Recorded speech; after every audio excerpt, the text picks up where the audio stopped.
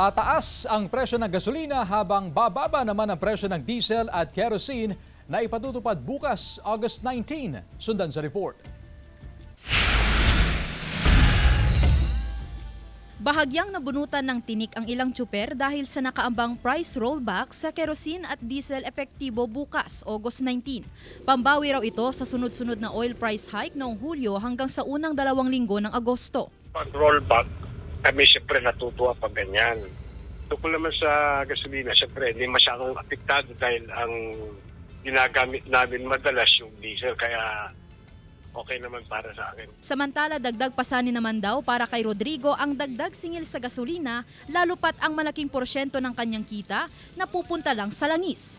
Kaya tulad ng ilang namamasada, sinamantala na ni Rodrigo ang magpa-full tank sa kanyang tricycle bago pa tumaas ang presyo nito bukas. Tumataas pero yung pamasahe namin hindi tumataas. Kaya nahihirapan yung mga tricycle driver na katulad namin. Magpo-full tank na kami mamaya para kahit konti makaminus din kami ng konti. Simula alas 6 ng umaga bukas, tataas ng 60 sentimo kada litro ang presyo ng gasolina habang bababa naman ng 80 sentimo ang diesel at 70 sentimo sa kerosene. Ayon sa Oil Industry Management Bureau sa ilalim ng Department of Energy, isa sa mga dahilan ng paggalaw sa presyo ng langis ay ang pagtaas ng produksyon nito sa Organization of Petroleum Exporting Countries o OPEC.